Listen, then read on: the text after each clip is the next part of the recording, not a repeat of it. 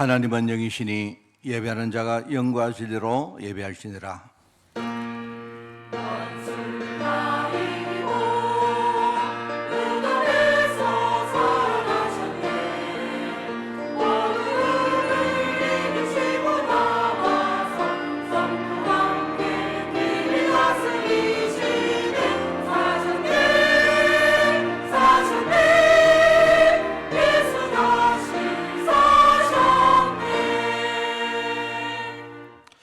믿음이 없이는 하나님을 기쁘시게 하지 못하나니 하나님께 나아가는 자는 반드시 그가 계신 것과 또한 그가 자기를 찾는 자들에게 상 주시는 이심을 믿어야 할지니라. 하나님 아버지, 오늘 믿음으로 이 자리에 나왔습니다. 하나님, 오늘 죄종들을 축복하시고 오늘 예배 통해서 우리 안에 남은 모든 믿음 아닌 것들을 실제로 치유받는 역사 일어나게 하옵소서. 하나님 아버지, 오늘 믿음으로 주님께 나아갈 때에 주님께서 새 힘 주시고 새 은혜로 저희들 충만하게 하옵소서. 말씀을 들을 때, 기도할 때, 또 우리가 찬양할 때 하나님 우리의 심령 가운데 은혜로 충만하게 하옵소서. 하나님 감사드립니다. 예수님의 이름으로 기도드리옵나이다. 아멘.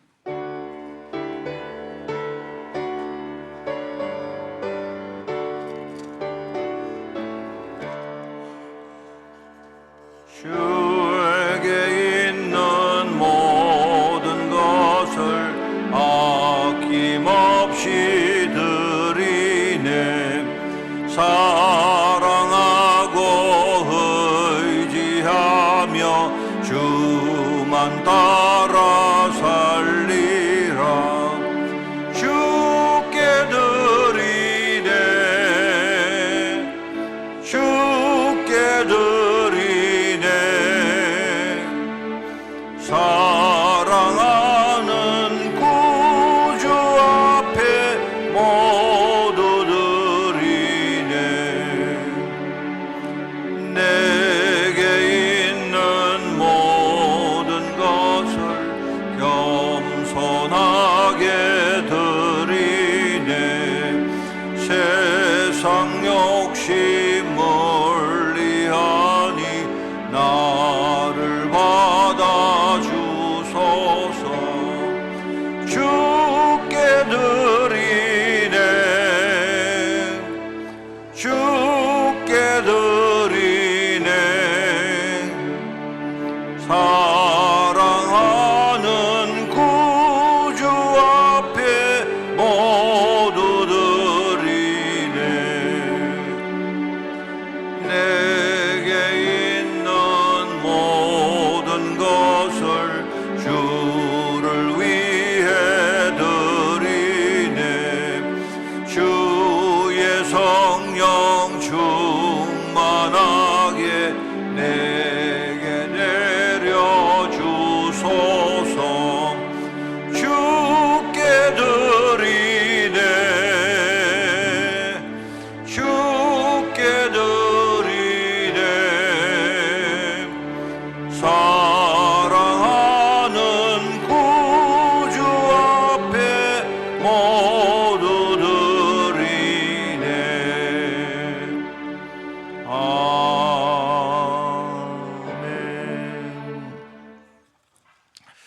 지혜를 얻은 자와 명철을 얻은 자는 복이 있나니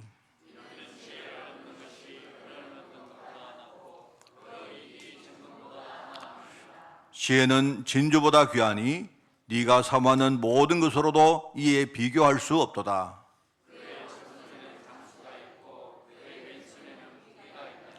그 길은 즐거운 길이요 그의 지름길은 다 평강이니라.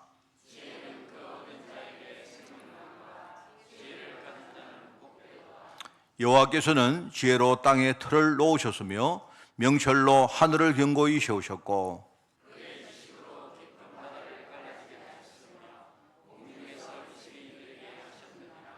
내 아들아, 완전한 지혜와 근신을 지키고 이것들이 네 눈앞에서 떠나지 말게 하라.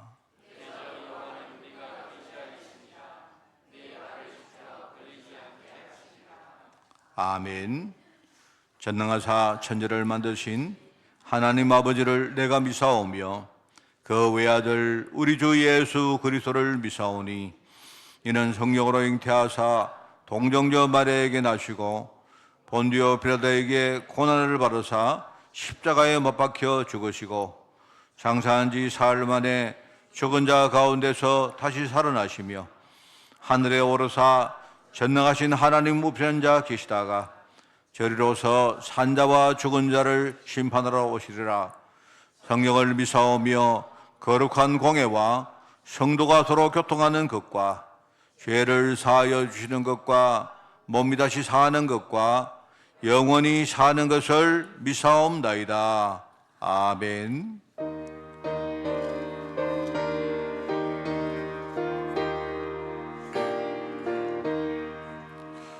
온 세상이 캄캄하여서 참 빛이 없었더니 그 빛나는 영광 나타나 온 세상 빛이었네. 영광의 주, 영광의 주, 밝은 그 빛 내게 비추었네.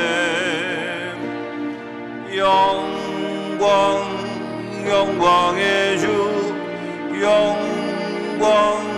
영광의 주, 이 세상에 빛은 오직 주 예수님. 주 말씀을 믿는 사람은 그 마음이 시원하고 주 명령을 준행하는 자 그 길이 환하겠네. 영광의 주,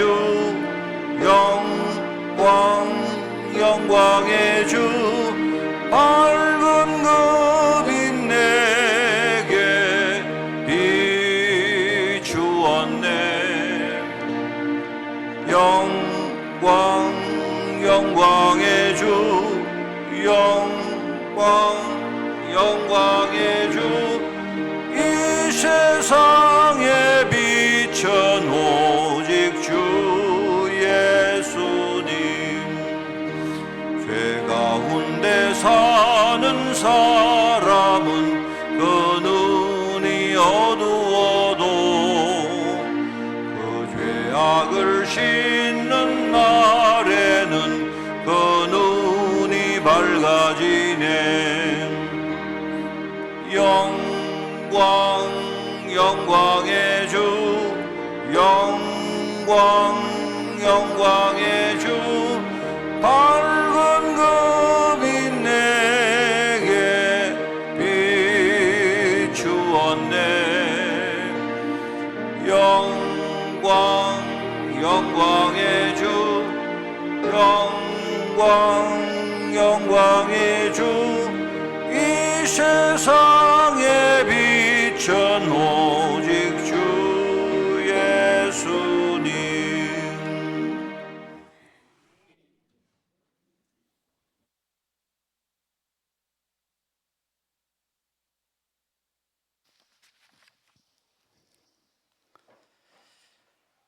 캄캄한 이 세상에 빛으로 오신 예수님 감사합니다. 우리를 흑암의 자녀로 두지 않으시고 우리를 하나님 자녀로 삼아주심을 감사합니다. 하나님, 어쩌다 우리가 이렇게 행복한 인생을 살게 되었습니까? 하나님, 오늘도 아버지 하나님,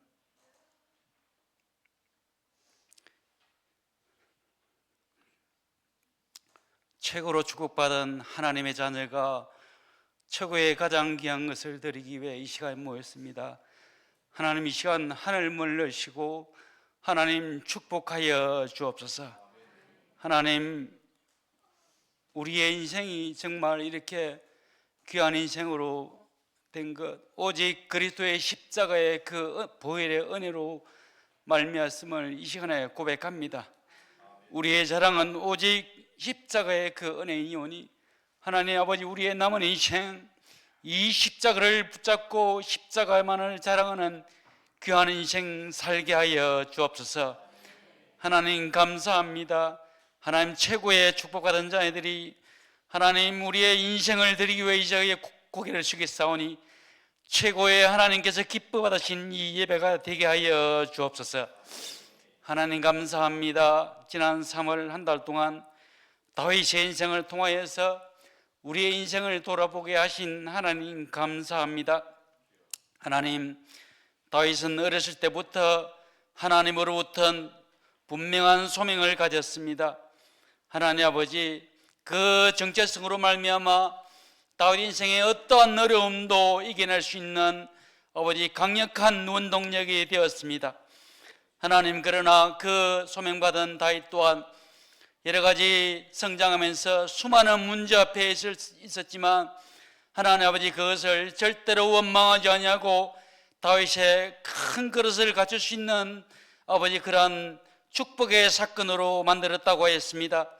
하나님, 우리 또한 이러한 문제 앞에서 우리를 정말 하나님 앞에 귀하게 쓰임받을 수 있는 그러한 전도자로 만들 수 있는 저희들 될 수 있도록 인도하여 주옵소서.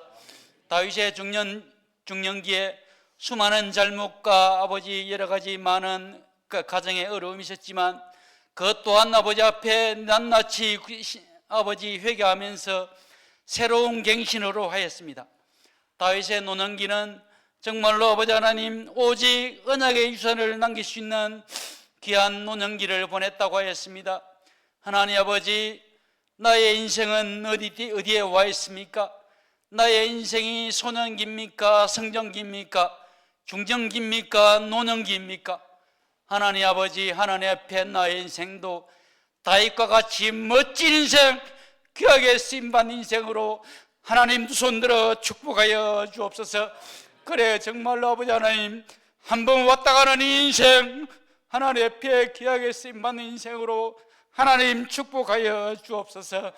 그래, 정말로 아버지 하나님, 빛과 같은 인생, 정말로 멜류가 맞는 인생으로 하나님 두 손 들어 축복하여 주옵소서. 하나님 감사합니다. 귀한 4월을 허락하심을 감사합니다. 이 4월 또한 하나님께서 주신 귀한 말씀을 생각하니 정말 가슴이 떨립니다. 정말로 아버지 하나님, 4명의 귀한 여정을 통하여서 또한 우리의 생각을 어떻게 바꾸실까요? 하나님, 우리의 화석화되어 버린 이 생각을 하나님 변화시켜 주옵소서. 우리는 아직도 도덕적인 기준, 민족적인 기준, 윤리적인 기준, 개인적인 기준 앞에서 정말로 아버지 하나님 복음적인 기준이 힘을 쓰지 못하고 있습니다. 하나님 아버지, 우리의 이 생각을 바꿔 주옵소서. 하나님은 정말로 다말을 들었었습니다. 라합을 들었었습니다. 룻을 들었습니다. 바세바를 들었었습니다. 하나님 아버지, 정말로 우리의 인생이 정말로 세상에서 버림받은 인생입니까? 절대로 실망하지 아니하고 하나님 앞에 최고로 쓰임받는 우리 인생이 될 수 있도록 하나님 축복하여 주옵소서. 그러하여 아버지 하나님, 우리가 정말로 우리의 후대는 이 민족을 이끌 수 있는 위대한 후손이 나오게 하여 주옵소서. 우리의 가문은 아버지 하나님 세계 어디에도 내놓을 수 있는 믿음의 명문 가정으로 되게 하여 주옵소서. 하나님, 그리하여 오늘도 내가 내려놓아야 할 것이 무엇입니까? 내가 믿음의 길을 가야 할 아브라함의 그 길이 무엇입니까? 내가 가야 할 아버지 하나님 그 이삭의 길이 무엇입니까? 하나님, 오늘도 나에게 말씀하옵소서. 내가 아버지 하나님 그 말씀을 듣고 정말 나의 생을 다하여 가겠사오니 하나님, 오늘도 우리에게 정말로 말씀하옵소서. 아버지 하나님 은혜로 내려주옵소서. 하나님 감사합니다. 최고의 강단 이 한빛교회를 허락하심을 감사합니다. 이 교회를 통하여서 아버지 하나님 이 세계를 이끌어갈 수 있는 아버지 많은 인재가 길러나는 이 교회가 되게 하여 주옵소서. 함 안에 숨어있는 인재를 길러내고 숨어있는 영혼을 아버지 차려내는 방주의 역할을 감당하게 하여 주옵소서. 이를 위하여 세우신 귀한 목사님, 아버지 날로 아버지 좌우의 배척으로 은혜 받는 목사님 되게 하여 주옵소서. 목회가 되어질수록 행복한 교회, 말씀을 전할수록 더 아버지 은혜를 증거하는 귀한 목사님 되게 하여 주옵소서. 세우신 귀한 장로님들, 아버지 하나님 귀한 당회를 축복하여 주옵소서. 목회자를 능히 아버지 보편하고도 남을 수 있는 우리 귀한 장로님들 되게 하여 주옵소서. 당회를 통하여서 우리 교회가 든든히 서가게 하시고 우리 장로님들의 가정과 직장과 자녀 위에 하나님 일면바로 축복하여 주옵소서. 아버지 하나님, 우리 교회에 많은 산업인들이 있습니다. 하나님 아버지, 하나님께 주신 현장, 그곳이 아버지 하나님 정말로 성전인 줄 알고 최고로 기도하는 아버지 그 현장이 되게 하시고, 하나님이 주신 그 업이 최고의 성직인 줄 알고 하나님 그곳에서 하나님의 앞에 응답받으며 현장에서 승리하는 우리 사람인들로 축복하여 주옵소서. 하나님 아버지 감사합니다. 우리 교회에 우리 대학과 우리 청년들 있습니다. 하나님 아버지, 때로는 힘들고 수많은 아버지 하나님의 선택의 순간 앞에 있을 때에 하나님 그 모든 생각과 아버지 그 선택의 기준이 하나님 앞에서 나오는 선택이 되게 하여 주옵소서. 아버지 하나님, 그렇게 할 때에 정말로 아버지 하나님 그 믿음의 연단을 아버지 통과한 그 이후에는 하나님께서 반드시 아버지 하나님 책임지는 우리 청년의 그 앞길이 되게 하여 주옵소서. 그래야 아버지 하나님 우리 후대들에게 정말로 능히 아버지 본보기가 될 수 있는 우리 청년들 아버지 되게 하시고, 그 청년의 그 연단을 통하여서 나온 우리 후대가 정말로 아버지 하나님 멋진 렘넌트가 될 수 있도록 하나님 두 손 들어 축복하여 주옵소서. 아버지 하나님, 우리 교회에 귀한 렘넌트들이 있습니다. 다윗이 아버지 하나님 나는 미래의 왕이 되겠노라는 그 정체 속으로 말미암아 수많은 아버지의 어려움을 겪었지, 우리 렘넌트들 나는 미래의 전도자라는 그 정체성을 가지고 아버지 하나님 모든 것을 이길 수 있는 귀한 렘넌트가 되게 하여 주옵소서. 전도자의 시각으로 공부하게 하시고, 전도자의 시각으로 아버지 친구를 사귀게 하시고, 전도자의 시각으로 아버지 모든 직장의 모든 학업의 모든 진로를 선택할 수 있는 우리 렘넌트들 되게 하여 주옵소서. 하나님 감사합니다. 우리 교회 귀한 아버지 갈렙 공동체를 허가심을 감사합니다. 정말로 날로 아버지 기대되는 우리 귀한 갈렙 공동체, 우리 아버지 근사인들 되게 하여 주옵소서. 아버지 하나님, 정말로 날로 아버지 하나님 앞에 귀하게 쓰임받는 기대되는 우리 남은 여생이 되게 하여 주옵소서. 하나님 감사합니다. 부활절을 앞두고 있는 사순절을 지내고 있습니다. 하나님 아버지, 우리 인생에 아버지 정말로 그 십자가가 있다고 하면 능히 질 수 있는, 능히 지겠노라고 고백하는 이 사순절이 되게 하여 주옵소서. 예수님의 그 십자가를 아버지 하나님 능히 내가 지고 가겠노라고 하는 아버지 하나님 정말로 그 고난에 동참하는 귀한 사순절이 되게 하여 주옵소서. 부활절을 앞두고 있습니다. 하나님 아버지, 정말 아무 힘도 없는 아버지 믿음 없는 그 제자들, 갈릴리 그 제자들이 아버지 유대 그 교권 앞에서도 강하고 담대했던 것은 오직 내가 부활하신 예수님을 눈으로 직접 보았노라, 그 정언 앞 그 담대함으로 모든 것을 이겼습니다. 하나님 아버지, 나 또한 아버지 하나님 육신의 눈으로는 보지 않았지만 내 인생의 말씀으로 능히 아버지 하나님 예수님을 능히 볼 수 있는 이번 부활절이 되게 하여 주옵소서. 그러하여 아버지 세상의 어떤 문제 앞에서도 능히 부활하신 예수님을 증거할 수 있는 정말로 아버지 하나님 귀한 거듭나는 이번 부활절이 되게 하여 주옵소서. 그러하여 아버지 하나님 사울의 눈에서 비늘이 벗겨져서 아버지 보게 되었던 것처럼 우리 눈앞에 능히 복음의 눈으로 보지 못한 것들이 이번 부활절을 통하여서 능히 밝히 보여지는 귀한 부활절이 되게 하여 주옵소서. 하나님 아버지, 귀한 말씀을 듣겠습니다. 귀한 말씀 등하신 기 목사님 함께 하시고, 그 말씀이 우리의 심령 골수에 아버지 뿌리 박히는 귀한 말씀 되게 하시고, 현장에 성취되는 귀한 말씀으로 주님 놀랍게 축복하여 주옵소서. 아버지 하나님, 귀한 또 성가대로 아버지 앞에 귀한 찬양을 드립니다. 이 찬양이 우리의 모두의 아버지 찬양이 되게 하시고 우리의 고백이 되게 하시고 하나님께서 기쁘게 받으시는 귀한 찬양이 되게 하여 주옵소서. 수고하시는 아버지 반주자님과 지휘자님에게 늘 성령으로 충만하게 하여 주옵소서. 예수 그리스도의 이름으로 기도드리옵나이다.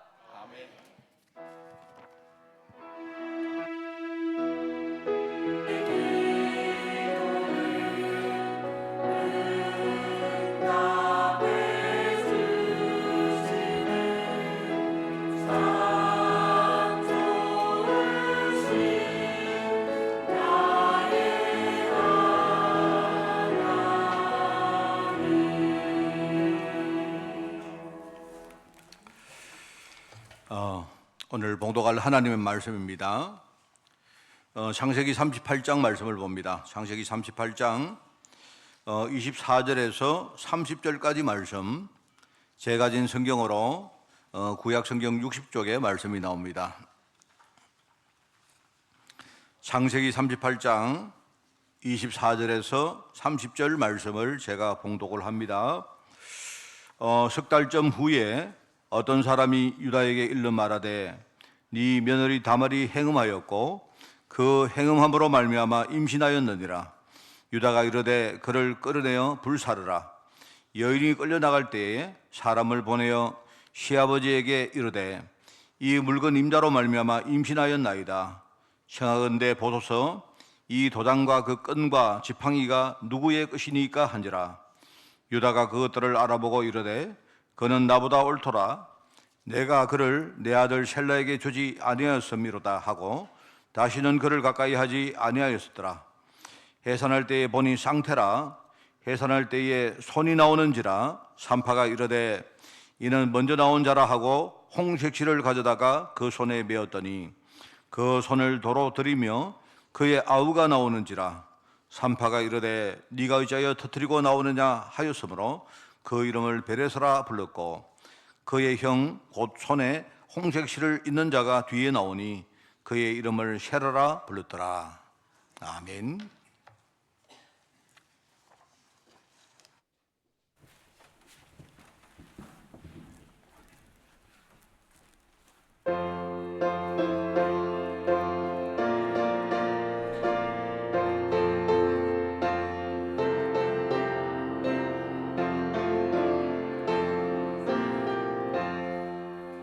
주나의 반석이시니 그 위에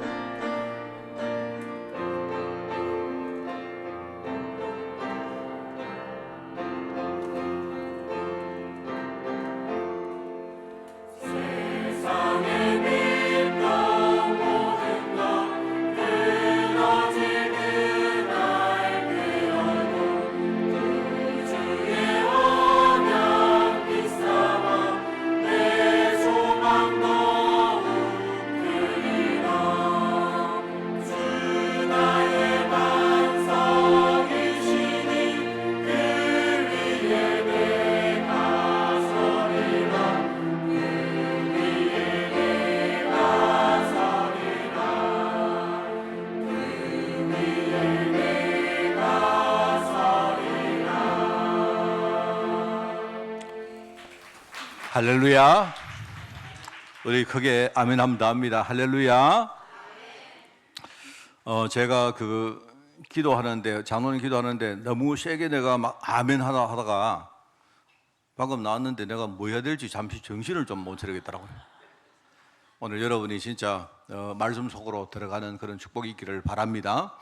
오늘은 우리가 믿음이 얼마나 중요한지를 오늘 설교를 통해서 여러분이 배우겠습니다. 그죠? 내가 누구이고 우리가 누구입니까? 하나님과 우리 사이에 중요한 그 맺은 계약이 뭡니까? 우리가 그거를 진짜 믿는 겁니다. 오늘 주 나의 반석 대신이 그 위에 내가 서리라. 뭔 말입니까? 믿음을 말하는 거죠. 반석이신 그리스도의 그 믿음을 우리가 말하는 겁니다.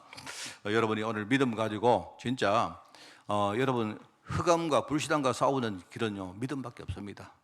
우리가 믿음을 안 가지면 절대로 불신앙 권세 싸워서 못 이깁니다. 여러분 오늘 여러분 다른 거 여러분이 만약에 메시지 다 놓쳐도요 진짜 여러분이 믿음을 딱 확인하는 그런 시간이 꼭 되기를 한 번 더 부탁을 드립니다. 4월 강단에서 예수님 족보에 기록된 축복받은 네 사람의 여인 이야기를 설교로 하겠습니다. 예수님 족보인데요. 그러니까 족보는 한 가문의 계보를 기록한 겁니다. 그러니까 그 가문의 정체성과 흐름을 나타내는 문서입니다. 그죠? 족보가. 그런데 예수님 가게는 왕의 가게입니다. 왕의. 이 마태복음 뭐냐니까 예수님이 왕이라는 관점에서 기록된 그 성경이기 때문에 그 왕의 계보, 왕의 가게에 그 족보가 나오는데요. 거기에 보니까 여인의 이름이 5사람이 나와요.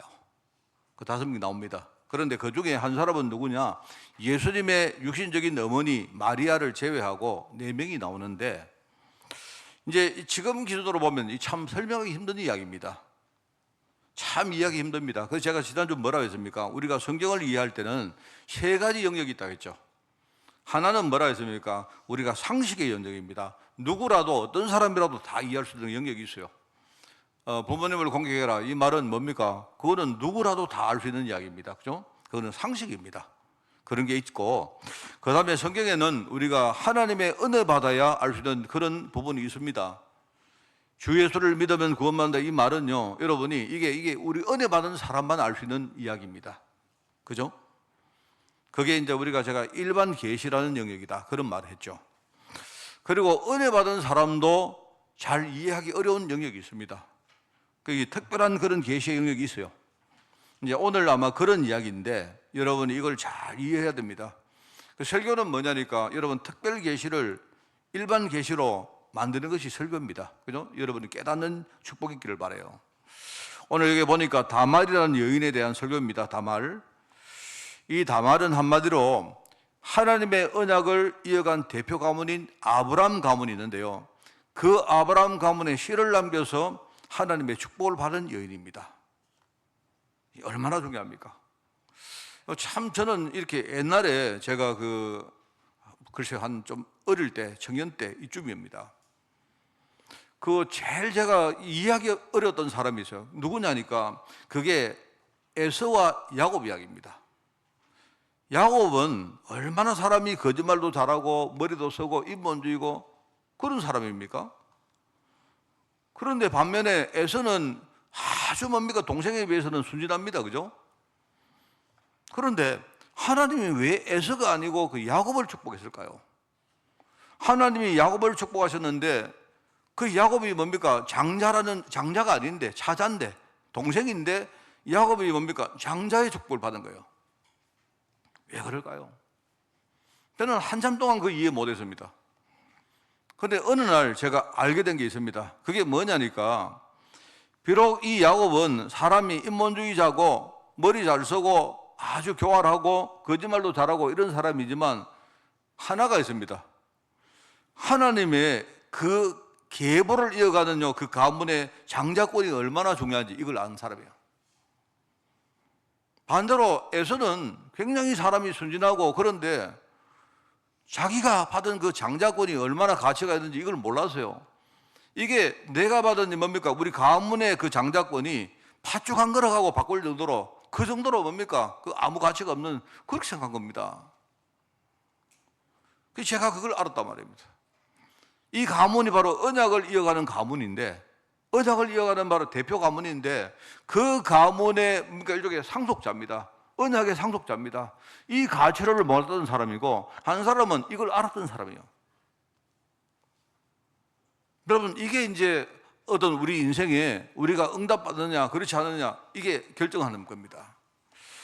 오늘 여러분 이 설교를 할 것인데 여러분 정말로 깨닫고요. 저는 오늘 다른 거 없습니다. 뭐 이 내용도 중요하지만 여러분이 내가 하나님 언약의 상속자로 부름받았구나 라는 이걸 진짜 알고 이 믿음 가지고 여러분이 이번 한 주간 임하는 그런 주간이 꼭 되기 바랍니다. 여러분 무엇이든지요 오랫동안 이어간다는 거 참 어렵고 중요한 일입니다. 제가 지난번에 한 말 했죠. 제가 그 다큐멘터리를 하나 봤는데 일본에 어떤 장어덮밥집이 있는데요. 이 집이 얼마나 유명한지 왕실에서 일본 그 왕실에서 잔치를 하든지 손님이 오면 항상 뭡니까? 이 집에 장어덮밥을 가져가서 대접을 한다는 겁니다. 그 집 이야기가 유튜브에 뭡니까? 그 어떤 그 다큐멘터리로 나오는데 근데 그 집에 이제 중요한 내용이 뭐냐니까 장어덮밥을 이렇게 뭡니까? 만들 때 위에다가 소스를 뿌리잖아요. 소스. 그런데 그 소스가 250년 동안 한 번도 안 끊어지고 계속 이어지고 있다. 이 말입니다. 처음에 저는 그 말을 듣고 그 집의 레시피가 쉽게 말하면 그 소스 만드는 비밀이 250년 동안 이어왔느냐? 그게 아니에요. 250년 동안 장어 뭡니까? 위에 올리던 그 소스를요. 한 번도 교체를 안 하고 원래 여러분 안 그렇습니까? 우리가 이 소스도 숙성이 되면 깊은 맛이 나거든요. 그렇잖아요? 그래서 보통 우리가 이제 소스를 다 사용하고 만약에 통에 소스가 있으면 그걸 다 사용하고 그 다음에 뭡니까? 그 소스를 통을 깨끗하게 씻고 다시 소스를 만들고 하는 게 정상인데 이 집은 그렇게 안 하는 겁니다. 이 집은 소스 통에 그날 소스를 사용하면 그만큼을 뭡니까? 원래 남은 그 소스 위에다가 또 붓는 거예요. 이런 식으로 250년 동안 계속 이어왔다는 겁니다. 제가 그 말을 딱 하고 처음에는 너무 안 더럽나? 안 그래요. 내가 여러분 우리가 먹는 소스가 250년 전에 거라고 생각하면 그거 먹겠습니까? 제가 그 생각이 들더라고. 물론 이제 이 소스를 그렇게 계속 이어하는데요. 때때로 뭡니까? 통을 갈아주고 해요. 근데 소스 자체는 계속 뭡니까? 이어온다는 겁니다. 그래서 제가 처음에는 이게 뭐냐니까 위생이 더러워서 저거 어떻게 되겠냐 그 생각했는데 제가 그 다큐멘터리를 보면서 생각을 바꿨어요. 이게요, 이 얼마나 위생에 이 사람들이 신경을 쓰는지 아예 뭡니까? 그 집에 주인도 그렇고 그 집에 뭡니까? 이걸 막 이어받는 사람도요. 밤에 잠을 안 자고 계속 이 소스가 부패하는지 이상하게 되는지 계속 이 맛을 보고 한다는 거예요. 그러면 뭐 다른 거는 끝난 거죠. 소스 하나에 그렇게 신경 쓰면 장어의 뭡니까? 뭐 질이나 뭐 밥에 뭡니까? 이런 거 그거는 뭐 말할 필요가 없죠. 여러분 우리가 이처럼 가문을 이어가는 것도 굉장히 중요하고 어려운 이야기입니다. 옛날 여러분 지금 이야기는요 우리가 수천 년 전의 이야기입니다. 지금하고 어떤 생활과 의학 수준이 완전 다를 때입니다. 그죠? 그때에 가문을 이어간다는 것이 그게 얼마나 힘든지 우리가 그걸 이제 고려해야 되죠. 여러분 우리나라도 조선시대에 그 가문의 실을 이었기 위해 가지고 막 별의별 일을 다 안 합니까? 우리가 알지 않습니까? 그런 이야기입니다. 자, 오늘 가문의 씨앗을 남긴 여인이다. 다 말이다. 이 가문이 그냥 가문이 아니고 바로 언약의 가문인 아브라함 가문이다 이 말입니다. 우리가 언약의 가문을 알려면 첫 번째입니다. 언약의 가문을 알려면 하나님의 언약이 뭔가를 우리가 먼저 알아야 되겠죠. 여러분 그 성경에는 우리가 하나님의 속성을 이야기하는 단어가 많이 나오는데 그 중에 제일 중요한 게 뭐냐니까 하나님을 우리가 말할 때 언약의 하나님이라고 그렇게 표현을 합니다. 쉽게 말하면 하나님과 인간 사이의 관계를 나타내는 단어입니다. 그 언약이란 말이 하나님과 인간이 원래 언약으로 맺어져 있다 이 말입니다. 요즘 법률용어로 말하면 계약관계입니다. 하나님하고 인간은요 계약관계예요. 원래 우리 인간적인 아버지와 아들은 계약관계가 아니죠. 우리 여러분이 태어날 때 아버지하고 계약 맺었습니까? 아버지, 내 아버지 아들 할게요. 그럼 아버지 어떻게 할래요? 네 내 아들 해라. 내가 이렇게 해줄게. 이런 계약 맺었습니까? 아니죠. 이거는 우리가 계약이 없는 태생적인 혈연 관계인데, 그런데 하나님과 하나님 백성은 서로가 계약 위에 형성된 관계다 이 말입니다. 하나님 언약은 뭐냐? 그러니까 계약인데 하나님이 말로 하신 계약이다. 말로 하신 약속이다 말입니다. 말로 우리에게 하나님 말씀으로 하신 그 약속을 우리가 그 계약으로 그렇게 형성된 관계가 하나님과 우리 백성의 관계다 이 말입니다. 자, 그런데 이제 그 언약을 우리가 이해하려면 첫 번째 언약이 크게 두 가지 언약이 있는데요. 두 가지가 아니고 두 번 언약이 있는데 첫 번째 언약이 있습니다. 하나님이 인간을 창조하실 때에 하나님이 하나님의 형상대로 인간을 지으신 겁니다. 창세기 1장 27절입니다. 말하자면 하나님의 형상이라는 그 뭡니까? 계약을 맺은 거예요. 하나님 우리 인간에게 형상을 주시고 네가 이 형상을 제대로 가치 있게 지키면 그런 창세기 1장 28절에 이 모든 축복을 주겠다고 일종의 계약을 맺은 겁니다. 뭔 말 알겠죠? 그 계약이다 말입니다. 그게 이제 창세기 2장 7절에 나오는 내용 같은 말입니다. 그러면서 뭡니까? 이 계약의 정표로 만든 게 그 정표가 바로 선과 악을 알게 하는 나무입니다. 나무 열매죠. 선악과입니다. 말하자면 우리가 계약을 쓰면 도장을 찍고 그 계약을 공정하고 안 합니까? 그죠? 하나님이 우리에게 하나님의 뭡니까? 형상이라는 계약을 맺고, 그죠? 형상을 지키면 너희가 창세기 1장 28절에 축복을 받을 것이다. 계약을 맺은 거예요. 그러면서 뭡니까? 정표가 뭐죠? 선과 악을 알게 하는 이 나무 열매를 절대로 따먹지 마라. 그래서 너희가 정령 죽을까 하더라. 그게 계약에 대한 일종의 정표입니다, 여러분. 그런데 이 창조 언약이라 말하는데 이 신학의 이 창조 언약을 인간이 파기한 거예요. 인간이 이걸 파기하고 하나님을 떠난 겁니다. 이 언약에서 이탈한 거예요. 그래서 사실은 지금 우리는요, 창조 언약은 이미 우리에게는 파기된 겁니다. 우리는 지금 창조 언약에 살고 있는 게 아니고, 근데 하나님은요, 우리를 너무 사랑하기 때문에 이 계약을 파기한 인간이, 그죠? 하나님을 떠났는데 하나님이 인간을 너무 사랑하기 때문에 인간에게 두 번째 계약을 맺은 거예요. 그걸 가지고 우리가 은혜 언약이라 말합니다. 이거는 신학적인 용어입니다. 은혜 언약인데 인간이 하나님을 떠났단 말입니다. 그래서 하나님은요, 두 번째 아담 그리스도를 통해서 원래 하나님이 처음에 주시려고 그 축복을요, 하나님이 누구든지 그리스도를 믿으면 하나님이 원래 우리에게 보장한 그 축복을 하나님 주겠다고 약속하신 거예요. 그게 은혜 언약입니다. 우리는 하나님 은혜 아래 살고 있는 그런 사람이다 이 말입니다. 이 말 아시겠죠? 그게 이제 우리가 창세기 5장에 보면요, 1절 이후에 아담의 계보가 쭉 나옵니다. 물론 거기는 노아까지가 나옵니다만은요, 그 계보가 나중에 아브라함을 통해서 다윗을 통해서 이 그리스도에까지 연결되는 그 계보가 되죠. 그게 이제 나중에 여러분 보시면 이게 누가복음에 보면요, 누가복음에 이 계보가 또 한 번 더 기록이 나옵니다. 이런 말입니다.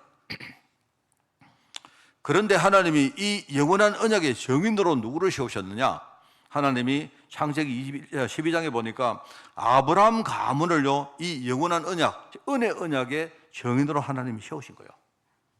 그러니까 그냥 가문의 씨앗을 이은 여인이 아니고요, 이 가문이 얼마나 중요합니까? 하나님이 영원한 언약 정인으로 하나님이 아브라함 가문을 세웠는데, 그러면 여러분 이 가문의 씨를 이어간다는 것이 얼마나 중요합니까? 이걸 말하는 거예요. 우리가 알다시피 이 아브라함의 후손인 뭡니까? 그리스도를 통해서 이 영원한 언약이 완전하게 성취되었습니다. 그죠? 여러분 이거 보면요, 이 언약이 얼마나 중요한지 시대마다 하나님이 계속 말합니다. 이걸 확인합니다. 다른 데 갈 것도 없어요. 창세기만 봐도 여러분 있죠, 하나님이 이 언약을 계속 확인해요. 우리가 알고 있는 이야기를 한 번 더 해볼까요? 창세기 3장 15절에 말합니까? 하나님이 아담에게, 이 아담은 벌써 언약을 파기한 사람입니다. 이때는요, 언약을 파기했는데 하나님이 또 언약을 주세요. 장차 여인의 후손 그리스도가 올 것인데 이 여인의 후손 이 언약을 하나님이 아담에게 줍니다. 창세기 3장 15절. 나중에 노아 시대가 옵니다. 창세기 6장입니다. 노아 시대에 사람들이 이미 언약을 또 뭡니까? 잊어버리고 있는데 하나님이 방주를 만들어라. 방주가 뭔 말입니까? 장차 오실 그리스도를 말합니다. 누구든지 방주 안에 들어가면 다 살 것이다 이 말입니다. 이 방주 언약을 줍니다. 창세기 6장 14절입니다. 너는 고페르 나무 가지고 방주를 만들어라. 네가 살고 너희 가족 살리고 네 주위에 많은 것들을 살리기 위해서 너는 방주를 만들어라 이렇게 말합니다. 많습니다. 여러분 이야기 다 하면요 오늘 하루 종일 해야 돼요. 이게 성경에 얼마나 이 내용이 많은지. 대표적으로 하나님께서 창세기 17장에 아브라함에게 뭐랍니까? 아브라함아 너는 지금부터 이제 이름을 바꿔라. 너는 지금부터 아브람이 아니고 너의 이름을 아브라함이라 해라 이렇게 말합니다. 그 말은 뭐냐니까 아브라함은요 그냥 육신적인 사람의 아버지라는 말입니다. 그런데 너는 이제 사람의 그냥 아버지가 아니고 너는 열국의 아버지다. 영적인 말입니다. 너 이름을 바꿔라 이 말입니다. 17장 5절. 아브라함이 이제는요 자기도 살고 가문 살리고 사람 전체 살리려 언약의 대표 선수가 된 겁니다. 이게 이 말입니다. 이게. 창세기 32절에 또 나오죠. 하나님이 야곱에게 뭐랍니까? 야곱아 너는 지금부터 네 이름이 야곱이 아니고 이스라엘이라고 해라 이렇게 말합니다. 이 말은 무슨 말입니까? 하나님이 너는 지금 내가 너 때문에 너에게 모든 내 관심을 다 기울이겠다 이 말입니다. 뜻은 뭔 말입니까? 네가 하나님과 싸워서 이겼다 이 말입니다. 이런 뜻입니다. 그게. 그러면서 이게 무슨 말입니까? 이게 장차 오실 그리스도 통해서 우리가 받을 신분과 사명을 의미하거든요. 얼마나 중요한 겁니까? 그런데 하나님이 여기서 끝내는 게 아니고 이 언약이 영원히 이룰 것이라고 하나님이 여기 보장을 하기 위해서 하나님이 정표를 또 세웁니다. 정표를. 여러분 그때마다 정표 세웁니다. 여러분 그 정표가 뭐냐니까 이런 겁니다. 창세기 3장 15절에 하나님이 여인의 후손이 있으면 뱀의 머리가 완전히 깨어질 것이고 이렇게 말하죠. 그러면 정표를 세우는데 정표를 어떻게 세웁니까? 정표가 이런 겁니다. 그 뒤에 보면요 여러분 창세기 3장 24절에 보니까 이 정표로 에덴 농사에 있는 생명나무 길을요 하나님이 전부 다 막아버립니다. 정표가 그겁니다. 그 무슨 말입니까? 그게 나중에 진짜 여인의 후손 그리스도가 오시면요 그때 에덴 농사의 생명나무 길을 열겠다는 말입니다. 무슨 말 알겠죠? 그게 정표입니다. 하나님이 에덴 동산을 막은 것처럼 보이지만 그게요 그리스도가 오시면 나중에 이걸 내가 열겠다는 정표를 남기신 거예요. 창세기 여러분 6장에 하나님이 이 세상을 심판하기 위해서 뭡니까? 나중에 홍수로 세상을 심판합니다. 그때의 인간을 하나님이 살리시려고 방주를 만들어요. 방주로 하나님이 심판하시고 나중에 정표를 또 남깁니다. 내가 다시는 물로 홍수로 사람을 심판하지 않겠다 하면서 무지개 언약을 무지개가 정표입니다. 하나님 언약이 영원한 정표입니다.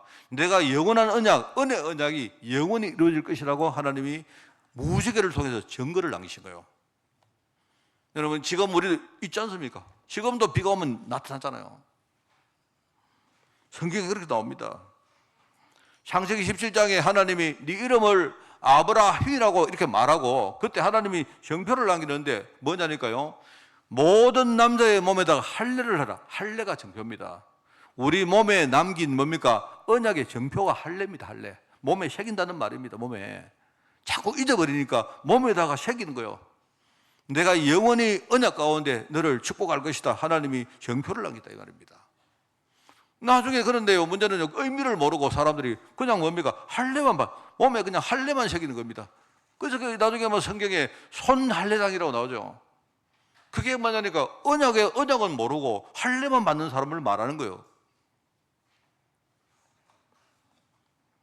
창세기 32장에 또 정표를 줍니다. 하나님이 야곱에게 말하 네 이름을 야곱이라 하지 말고 뭐랍니까? 너는 지금부터 이름을 이스라엘을 해라 하면서 정표를 남깁니다. 그 정표가 뭡니까? 그게 버니엘입니다. 버니엘. 이 버니엘 뜻이 뭔지 아십니까? 버니엘은요 하나님의 얼굴입니다. 여러분 구약 성경에 보면요 하나님의 얼굴을 보는 모든 사람은 어떻게 됩니까? 죽습니다. 그런데 거기 정표가 나오죠. 하나님이 졌기 때문에 하나님이 야곱에게 진 거예요. 네가 하나님과 싸워 이겼다. 그래서 하나님이 뭡니까? 번일인데 거기에 성경에 기록되어 있습니다. 하나님의 얼굴을 봤는데 야곱은요 살았어요. 그게 정표입니다. 이런 이야기입니다. 여러분, 내가 하루 종일 말해도 다 이야기할 수 있어요. 이 성경은요 전부 다 하나님의 약속을 우리에게 말하는 겁니다. 그 약속을 우리에게 믿으라고 하는 거예요. 이 약속을 믿는 자에게 내가 축복하겠다, 하나님이 그 약속을 하는 겁니다. 이 아브라함 가문이 이런 가문입니다. 바로 하나님 언약을, 영원한 언약을 증거할 증인의 가정이다 이 말입니다. 그 가문이다 이 말이에요. 그게 바로 언약 가문인 아브라함 가문이다.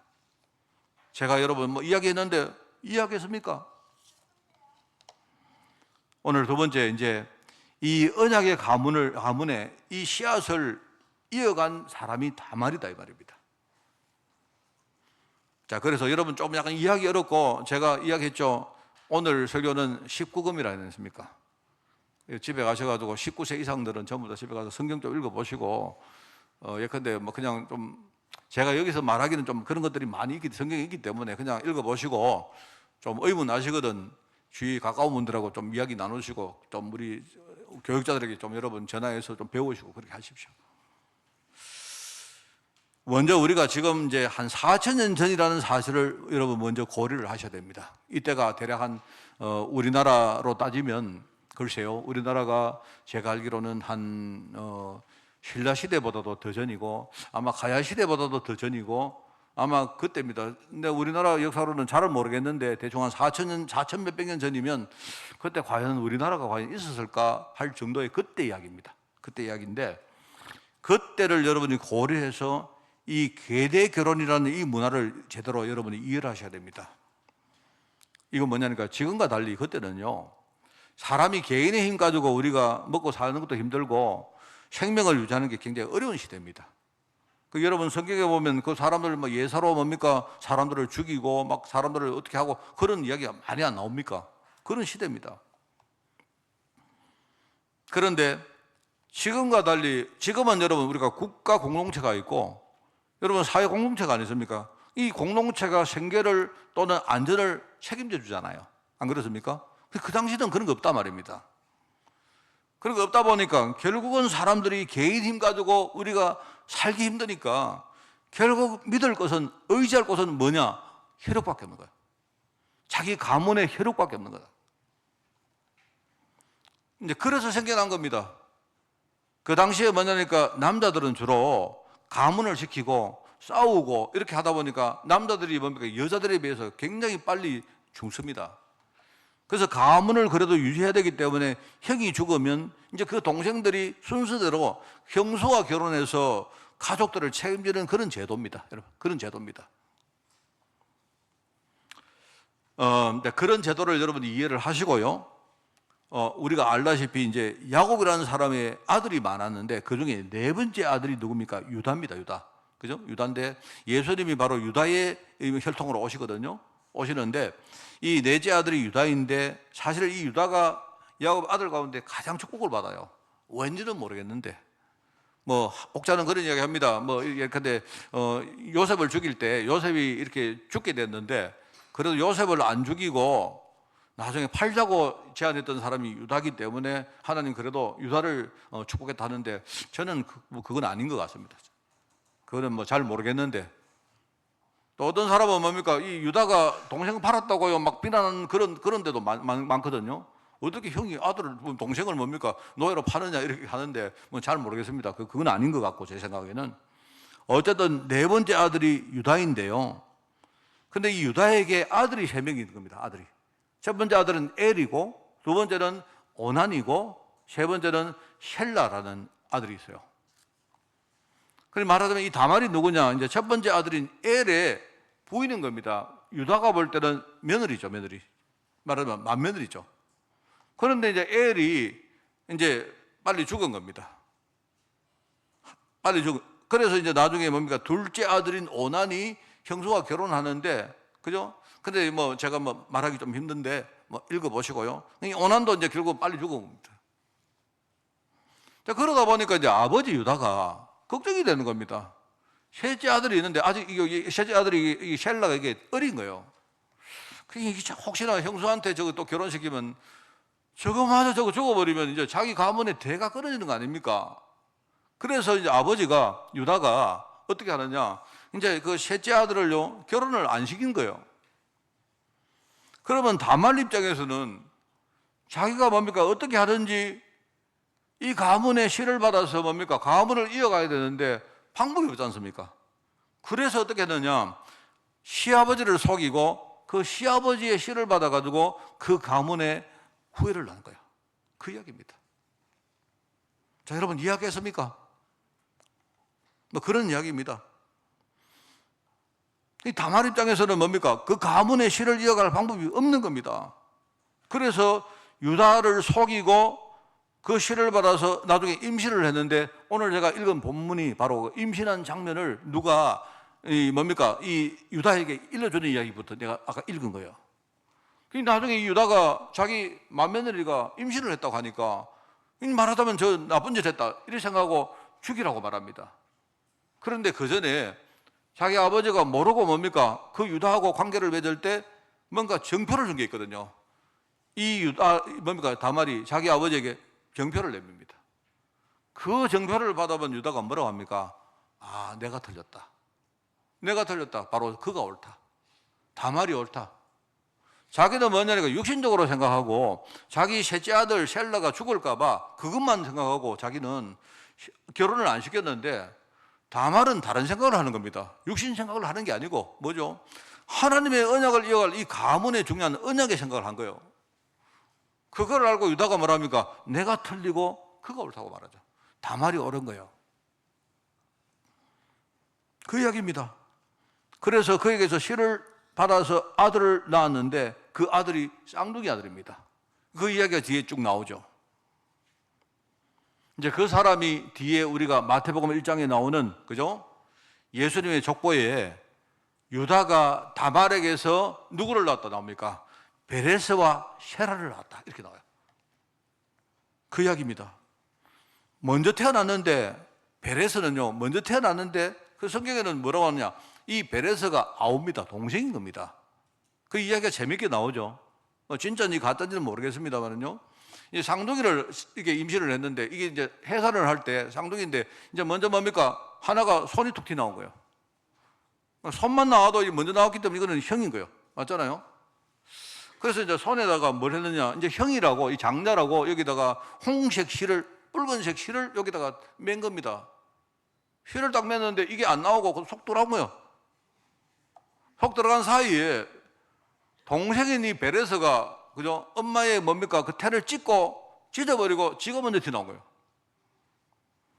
여러분 이거 참 우리 이런 이야기 좀 기억나는 거 있죠? 이게 누굽니까? 바로 유다의 아버지 야곱이 그랬잖아요. 야곱은 어떻게 하면 형 나가지 말라고 막 끌어당기다가 그 형의 뒤꿈치를 잡고 튀어나왔다 이 말입니다.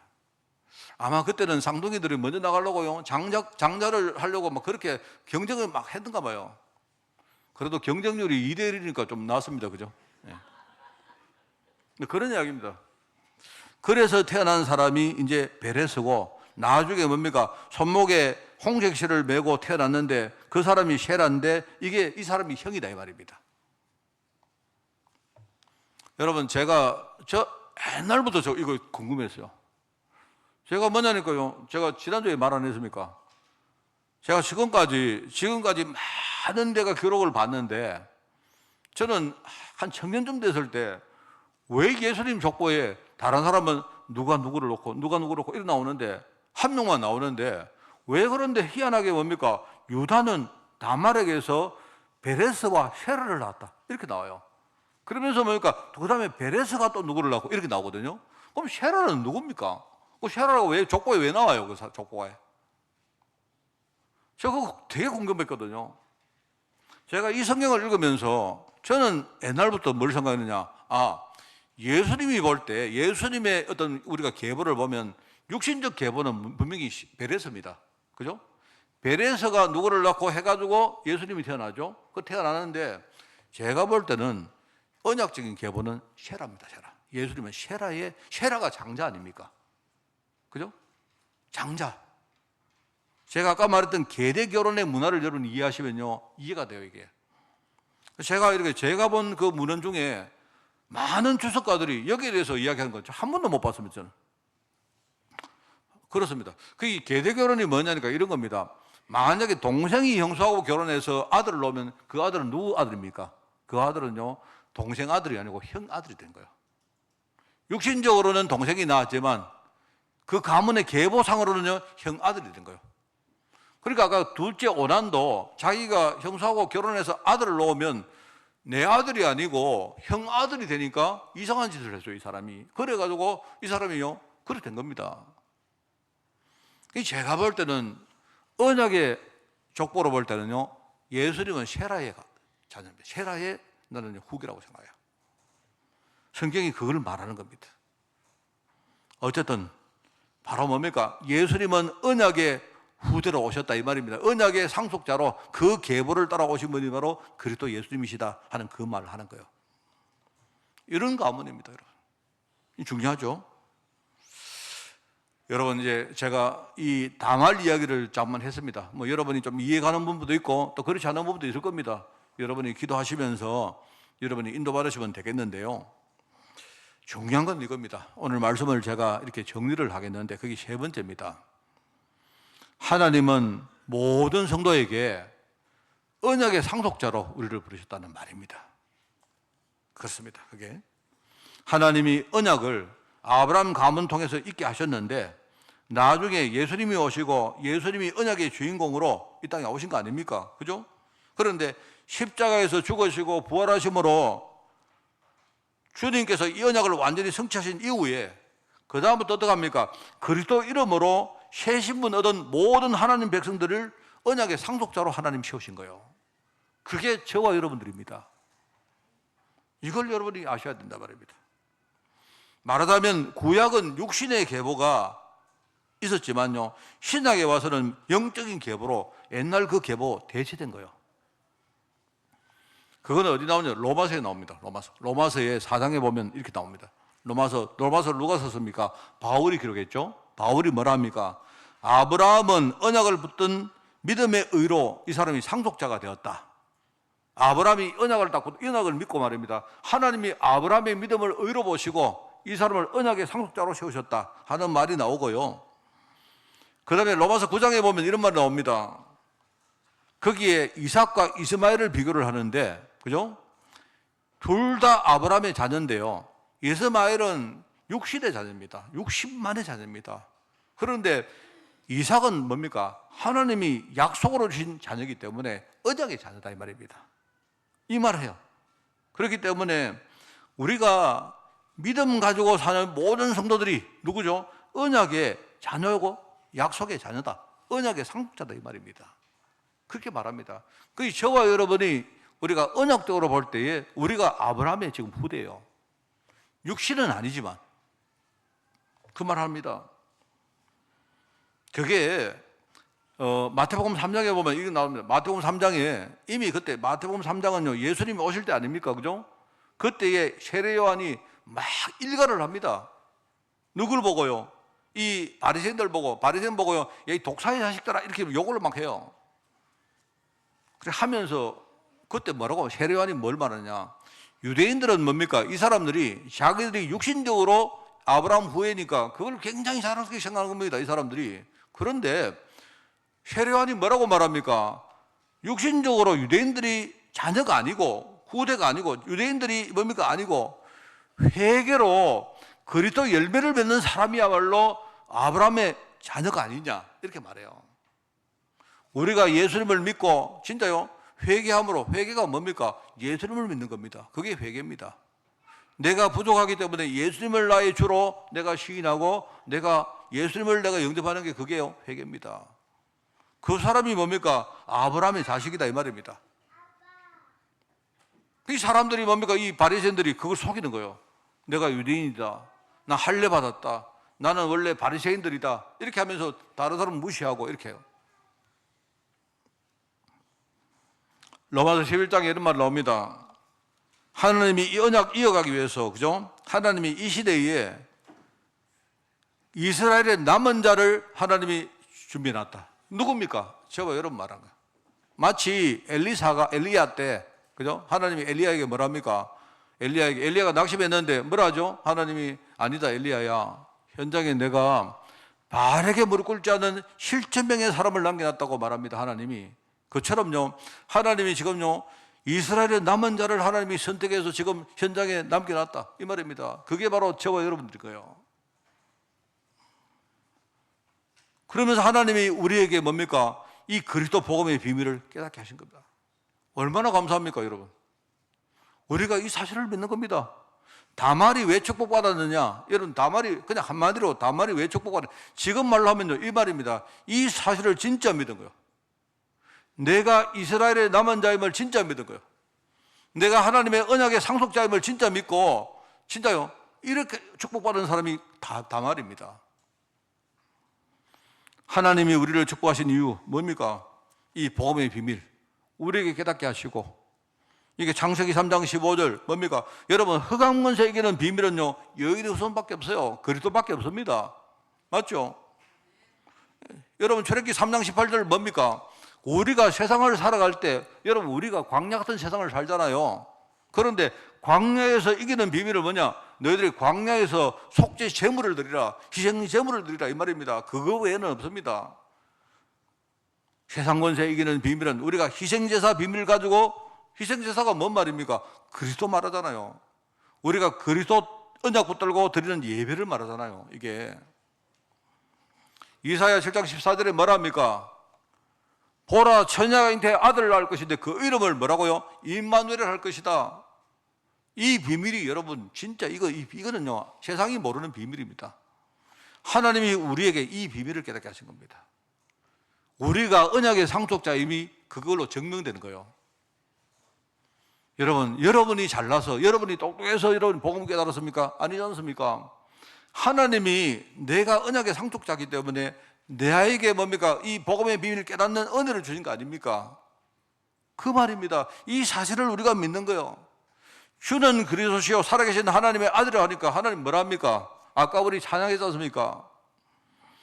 반석 위에 내 교회를 세울 것이다. 주님이 마태복음 16장입니다. 그죠? 반석 위에 교회를 세워놓으면 음부의 권세가 절대로 너를 이기지 못한다. 여러분, 우리가 막 기도하고 이게 중요한 게 아니고요. 내가 반석 위에 교회를 세웠는데 내가 교회다 말입니다. 여러분, 하나님이 반석에 세운 교회다 이 말입니다. 음부의 권세가 절대로 나를 못 이깁니다. 속일지라도 나를 못 이깁니다. 여러분, 우리가 속을지라도 절대 나를 못 이깁니다. 우리가 속는 거는요 잠시 속는 거지, 내가 속았다고 지는 거 아닙니다. 못 이깁니다. 절대로. 나는 이길 수 있지만 내 안에 그리스도를요 흑암이 못 이깁니다. 내가 속는 거는 잠시 내가요 힘미해서 속는 거예요.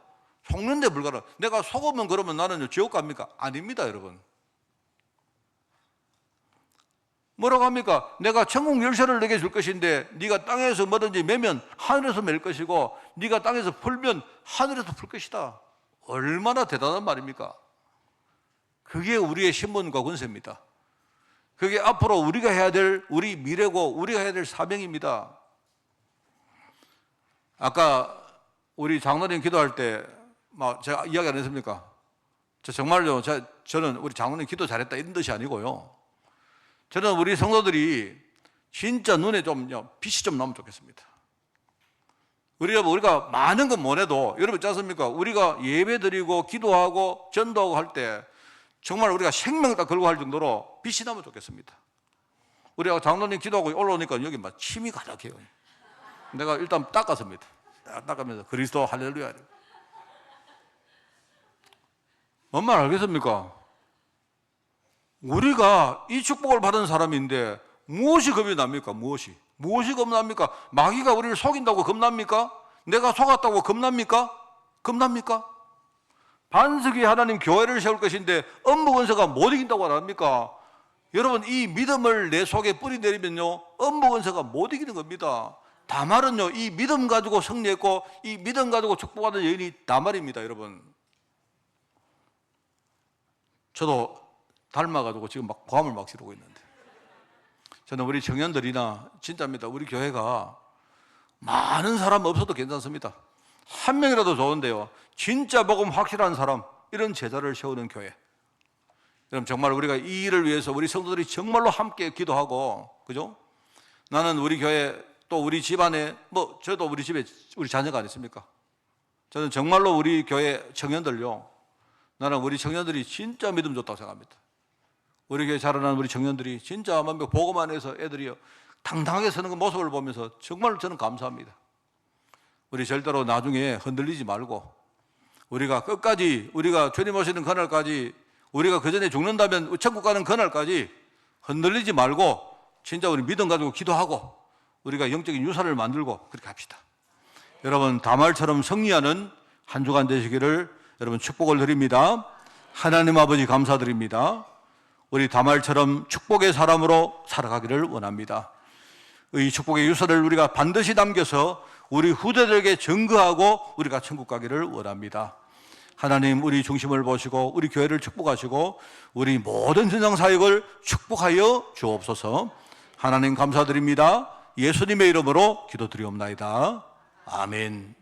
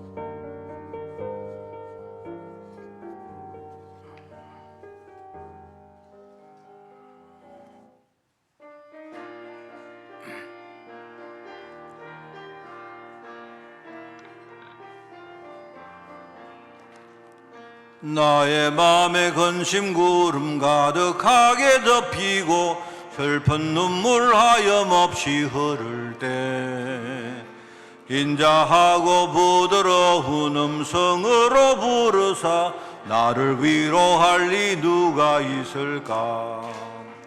주 예수, 주 예수, 주 예수밖에 누가 있으랴. 슬퍼 낙심될 때에 내 친구 되시는 구주 예수밖에 다시 없도다. 무거운 짐덩에 지고 인생길을 가는 자 힘이 없어 쓰러지려 할 때에 능력 있는 팔을 펴서 나의 손을 부르어 나를 구해줄 리 누가 있을까?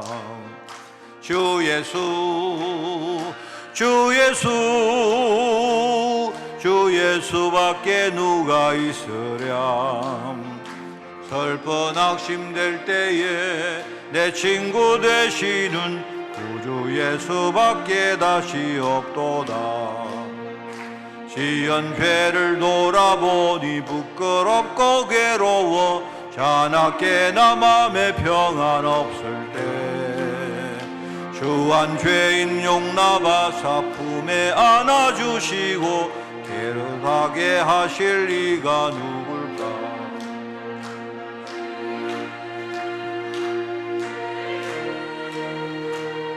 주 예수밖에 누가 있으랴. 슬퍼 낙심될 때에 내 친구 되시는 구주 예수밖에 다시 없도다. 요단강을 건너가서 시온성을 향할 때 나와 동행할 이 누굴까? 두려움의 검은 구름 모두 헤쳐버리고 나의 갈 길 인도할 이 누굴까? 주 예수, 주 예수, 주 예수밖에 누가 있으랴? 슬픈 낙심될 때에 내 친구 되시는 구주 예수밖에 다시 없도다. 아멘. 우리 캠프를 합니다. 오늘 식사 후에 이해전도회 원래의 모임을 가집니다. 잠옷실에 모이면 됩니다. 여러분 오늘 세례 그리고 학습 입교 그리고 유아 세례 받을 분들 오늘까지 등록해 주시고요. 다음 주간에 문답을 하겠습니다. 혹시 다음 주간 안 되는 분들은 우리가 당일날 아침 일찍 좀 문답을 또 하도록 하겠습니다.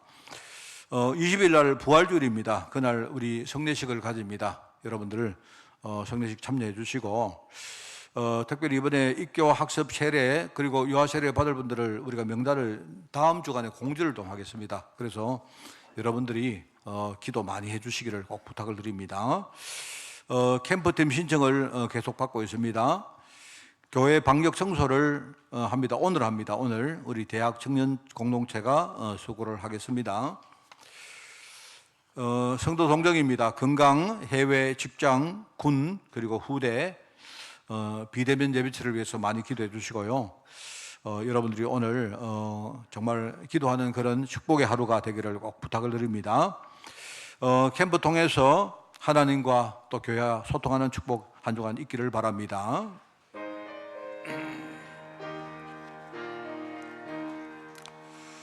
주님의 뜻을 이루소서. 온전히 나를 주장하사 주님과 함께 동행함을 만민이 알게 하옵소서. 아멘. 하나님 아버지, 오늘 예배통에 은혜 주시니 너무나 감사드립니다.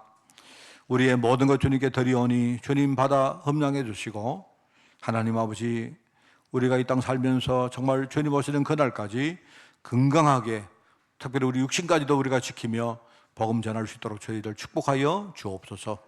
혹시 지금 병중에 있는 환우들 주님이 능력으로 치유하사 오늘 하나님 정말 우리가 그 환우들이 질병을 통해서 정말 복음의 큰 능력을 드리는 정말 축복 있게 하옵시고, 우리 모든 성도들이 우리의 육신도 너무나 소중한데 이 사실을 진짜 깨닫고 하나님 앞에 늘 성령으로 충만받는 저희들 될 수 있도록 인도하여 주옵소서. 만왕의 왕 되시며 만주의 주 되신 우리 주 예수 그리스도의 은혜와 하나님의 크고 놀라운 사랑하심과 성령님의 지금 함께 하심이 오늘 담화를 통해서 믿음의 중요성을 배우며 하나님 앞에 믿음으로 살기를 소원하는 모든 죄종들 머리머리 위에, 이들의 가정과 산업과 자녀들 위에, 주의 몸된 교회 위에, 또 세계 모아에 속하는 종들과 우리 특별히 유럽 현장 중직자들과 렘넌트들 위에 지금부터 영원까지 항상 함께 계실지어다. 아멘.